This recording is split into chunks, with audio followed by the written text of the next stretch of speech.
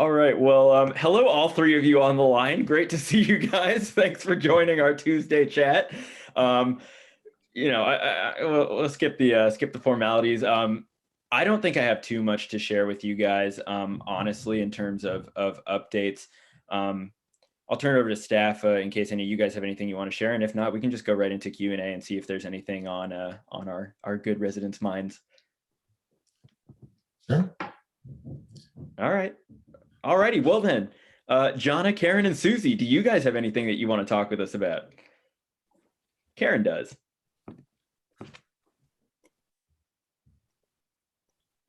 Hi. I think at the town council meeting on the 7th that Todd mentioned that 100% of the staff were vaccinated, had their COVID vaccination. Does that sound about right? That's 100% accurate.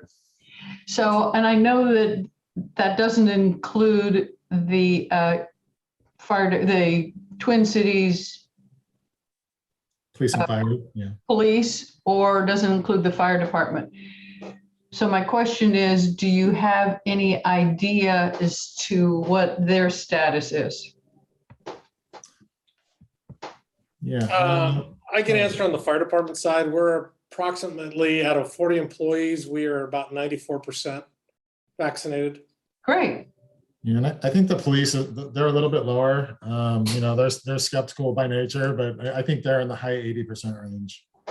They're not going to take a challenge with the fire department and they need to better that? Yeah, that's true. That seems like an easy way to get that up there. They always have something to strive for, so we're always here to Yeah, no, I can't we get the police to go, oh, wait a minute, the fire dudes are at 91. Let's see if we can do 94. I'll try it. Okay, all righty. We'll public shame them. There we go. We don't want to call it bullying, but we might be able to call it a little bit of shaming. Okay. That's all I got. Alrighty, thank you, Karen. Oh, good. We are joined by Phyllis, a fourth resident. Excellent. Phyllis, so pretty low turnout today, and we're just here if there's anything that that you guys want to talk about. Susie already messaged and said that she didn't have much to say. Phyllis's hand is up, so we'll bring her on. Unmute. Am I unmuted? You're good. Hi, everyone. Just a simple question, and Ruben, it'll go to you. We are wanting to put something on the ground, a ground cover kind of thing under our oleanders that they're between our house and the street. And I've seen some black stuff that people are using. Is that fire safe? I'm not sure exactly what that product is or what you're discussing. Is it more of a wood bark? I don't know. I can't tell. It's on the corner of the property that's right when Prince Royal makes a curve downward, and they put an ADU at the bottom of their property. Yeah, I believe they're just used that painted wood chips. So anything that's organic, made out of wood or plant products is flammable. There's different variations of how flammable it is. And it's all based on surface area. So typically with wood chips, I usually say anything larger than 1 inch in length. However, if you go onto the Fire Safe Marin website, they've got an entire section on mulches and what's a good ground cover. Oh, they do? Okay. Yes. I'm sorry I had contacted Todd but hadn't heard from him. And I mean, I can understand he's busy, so. Yeah, I think Fire Safe Marin has built an extensive list of both fire safer plants and the type of ground cover and everything you can do for any kind of home improvements on that side of the landscape side of it. And then we refer everybody to them, and that's what we use as a reference list as well. Okay, so as long as you say they have mulches too. Yes, they do. Right. Well, the people had just put this down within the last couple of months. That's why I thought perhaps it was fire safe. Okay. Oh, well. All righty, great. Well, thank you, Phyllis. Anything else? Oh, I'm happy with the way the improvements are going along Paradise Drive. Yeah, it's beautiful. They're doing an amazing job. Great work, RJ. Yes, RJ, thank you. Great. All right. Well, thank you very much, Phyllis. Oh, and one more thing. Thank you for taking out the hanging baskets that were right at the where Paradise and San Clemente meet. There's been one in a great big blue pot. It's been my favorite spot for the hanging baskets. We had 2 hanging baskets, and then we had one in a great big pot underneath it, and it's been beautiful. But it really showed the effects of the drought more than any of the other baskets that I've noticed. And so I suggested that they be taken out, and I'm glad to see that they were, because they just look so bad. But I have a question. How come the ones by the shade structure along San Clemente are looking so great? Are they getting water? So we're following the ordinance, which I believe for drip, you're allowed 2 days a week. And so if they're surviving on just those 2, then they're staying up. And then I guess as they get noticed as not surviving, we'll pull them down. But yeah, we kind of have known for at least a month or so that they likely wouldn't make it the full season. And so we're just kind of monitoring. Well, those look absolutely wonderful. So that's why I was very curious whether Vernon was giving them some additional Maybe he's recycled playing favorites. But water. a little bit of talk to Vernon. But Vernon's not here. No, I mean, the instructions to our team have been just, we got to do what's right and follow the ordinance. And so we've adjusted the time, there's certain times of the day that you can water, plus only 2 days for drip and 1 day on Wednesdays for everything else. And so that's what we're following. And yeah, they unfortunately can't make it under those conditions, then we'll just have to take them down a little early. Yeah, well, those 3 are doing remarkably well. So keep them up. Great. Thank you, Phyllis. All right. And Susie has her hand up here, so we'll bring Susie on.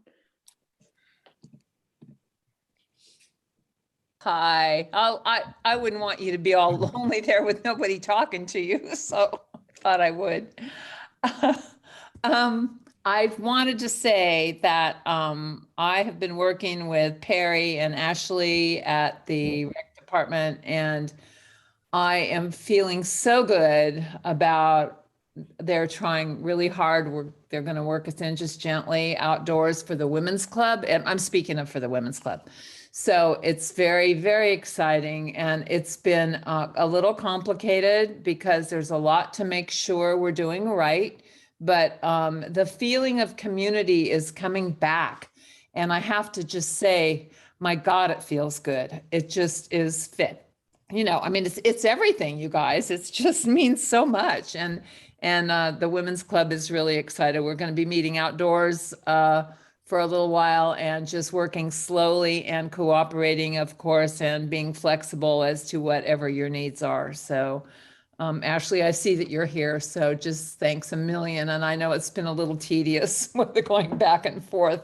Perry been very patient, did a great job. So that's all. I just want to say that. And there is one other thing, of course, that I thought of while Phyllis was talking. And within Mariner Cove, we have this is for RJ, we have red striping in various places. On Key Largo course, when you come into my house, there's a little teeny red stripe that is very important on a curve, because if you park there, it really blocks, you can't see around the corner. And I noticed in my walking, all those stripes are pink and they're really fading out. And so I know that you're working in here on streets and things. So that really needs attention so that people are not going to park there and then they're, going to object to the tickets because they're not red. So Yeah, that you don't even need to answer, but Red curb, right? yeah. Okay. Yeah, we'll take a look. Yeah, Yeah. thanks everybody. And really, it's so nice to see everybody there. Bye, you guys. I'm working in my kitchen while I'm talking to you. Great. Thank you, Susie. Bye. Awesome. Well, we don't have any other hands up right now. I did just, I was trying to remember when I got on what we had done at our last meeting so I could update you guys, and I had just come in from another call and had to like switch gears mentally. So I just pulled up the agenda to refresh myself. And I did just one thing of note that I just wanted to let folks know. You're probably all aware because you guys are very astute citizens.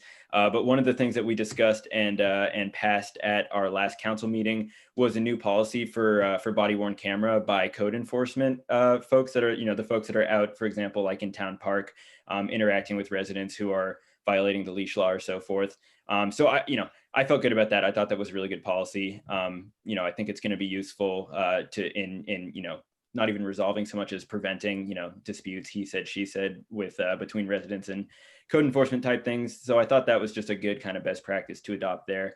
And that was really the only thing from our last meeting that jumped out that I wanted to update folks on. So I guess we'll do another call for any last questions from our handful of residents on the line, and maybe any last updates from staff. And if not, we can all get back to our afternoons here. Ashley. I had a quick announcement. We started the grab and go meals last week, and we sold out for this week. So sold out meaning we reached our max capacity with the county, and they actually bumped us up from 30 to 40. So just a note to anybody that is looking for the congregate meals, we need to reserve in advance. And if you want to know what the next menu is for next week, contact our staff. Awesome. Thank you very much. RJ. Yeah, just a quick update. So the Transportation Authority of Marin officially awarded a grant to us for what we're calling the Echo Path Connector, which goes Echo Avenue, which is one of the streets in Marina Village, and connects over to the San Clemente bike path. So school kids have, I think, been using it for years as a little gravel bike trail. And so we got funds to make that into a paved, kind of formalized bike path at some point in the next 2 or 3 years. So looking forward to that. Awesome. Nice work. Thank you. And Patty's got her hand up. Oh, Todd, did you want to say something? Oh, wait, it's okay. Okay, let's bring Patty on here and then we'll go to Todd. Just follow up for Ashley. Are people picking up the grab and go and then going to the park and having connections with each other? It's nothing that's facilitated through us, but it's a great idea to spearhead that one if you're going to come down. I just wondered if it was emerging naturally. People are so hungry for getting together and hungry. Yeah. Great. All right. Well, thank you, Patty. All right, Todd. Just as a follow-up from one of our previous council meetings too, staff is working hard to temporarily move our town hall facilities over to Hunt Plaza. And so part of that will be, staff will be there, but we'll also have a community room / council chambers whenever we can go back to a semi-normal. And that transition will be kind of piecemeal, but it'll happen over the next 2 months. So we hope by sometime in, everything goes right, mid-November, end of November, we hopefully are in that over at Hunt Plaza full time. And really our intent is to fully open town hall. We want to be able to open our offices as quickly as possible to have that interaction that's so needed with the community. Great. Thank you for sharing that. And if there's nothing else from anyone, then we can go ahead and, we got two more hands here. So we're going to go back to Karen and then to Jonna. Just a quick question, Todd, about the move. Will there be like some kind of little open house or something when that launches, or some way to welcome us into how that facility works for us? Yeah, so I've been talking to Michael Moriarty about that, but yeah, that's exactly what we want to do. We're going to have probably a couple of events just to really publicize it, and then have people come out there and just kind of do a walkthrough and see our new facilities. Yeah, so we're looking forward to that. Okay, thanks. Great idea. Thank you, Karen. And let's go to Jonna.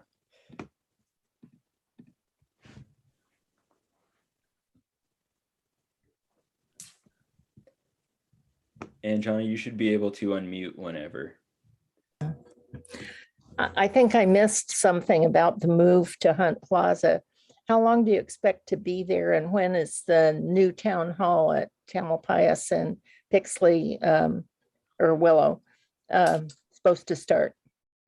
Yeah, so we're entering it's a 24-month lease, and then it's month to month as needed after that. And so our lease will begin October 1st, and then it'll go for 24 months. We can get out of it early if we need to, or we can stay a little bit later if necessary. I believe, and RJ, correct me if I'm wrong, but we're looking at potentially bidding our town hall project at the end of the year in December-ish. And then if council accepted those bids, we would look at probably early spring on the demolition of the building, and then construction would start after that. So we're looking at somewhere July of 2023, if everything goes right, is kind of our anticipated completion date of town hall. But again, we have wiggle room either way, depending on what happens. It's very exciting. Yeah, thank you. And we were gonna push it back a little bit on our move, but really, I think just where we are, we want to open town hall, and we really can under the current conditions we're under with COVID. And so we thought we would start this move a little bit earlier just to get open for the community. I hope you're going to have really good publicity about it so that people don't get freaked out when they hear rumors. You know how that goes. Yeah. But, Thank you. maybe some big banners around town announcing that it's an interim facility and kind of what the timetable might look like. I think that will do a lot to quell any anxiety on the part of the citizens. Thank you for that. We will. That's Great points, Jonna. Thank you. All right, we'll do one last call for any hands here, and if not, we can go our separate ways. And it looks like no hands are going up. So, well, thank you to the 5 of you for joining us. Appreciate it. Staff, thank you so much for your time. It means a lot that you took the time of your day to be here, even if there's only a handful of residents. So thank you guys very much. We'll let you get back to work. Hope everybody enjoys the rest of their days, and we will talk soon. Alrighty, bye everyone.